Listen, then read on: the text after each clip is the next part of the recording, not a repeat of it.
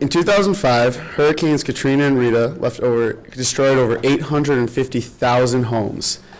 In this past May, the earthquakes in China left over 5 million people displaced.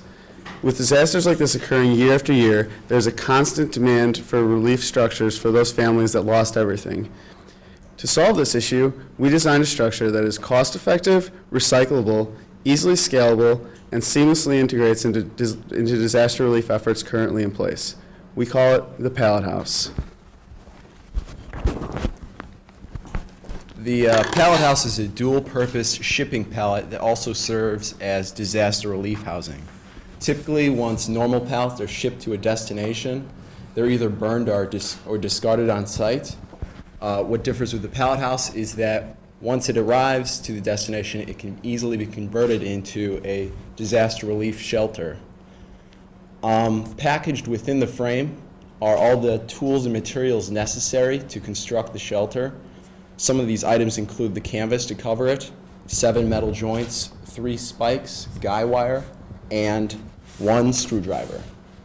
The construction of the Pallet House consists of 3 major steps. First, you use the wood from the existing pallet and the joints to assemble the frame. Once that's completed, you can place the canvas around the top. The material that the canvas is made out of is ripstop nylon, which is beneficial for us because it's waterproof, lightweight, and inexpensive.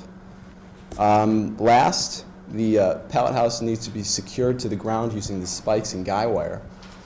With 2 people, this whole process takes about 30 minutes.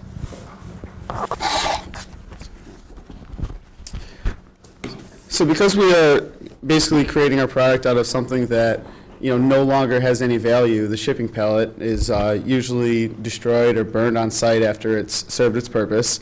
It fits into the current green trend that is penetrating just about every marketplace in the world, in addition to solving the problem of disaster relief housing. While the idea of using shipping pallets for temporary housing is not an entirely new idea, there is currently nothing out there quite like our product.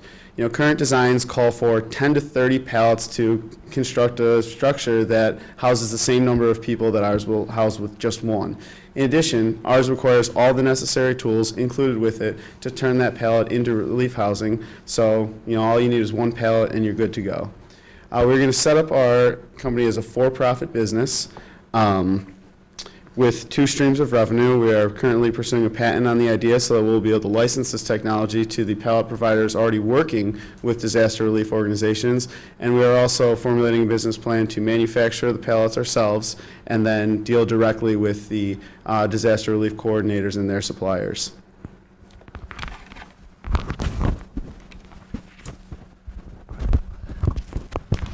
Now, our team is very passionate about the Pallet House because we truly feel that it will have a lasting impact on the global community.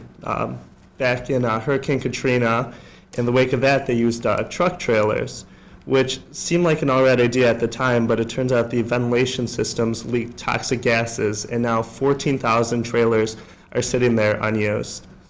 Another option that is available is congregate shelters, which are basically like a big circus tent. The problem with something like that is that there's so many materials that go into this, whereas our design is basically just 1 pallet. We're promoting going green.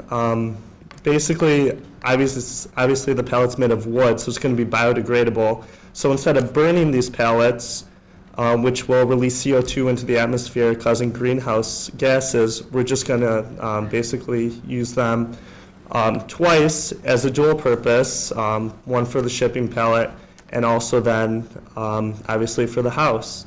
We feel that this will fulfill a need, and not only that, but it'll also eliminate waste and turn this waste into a benefit.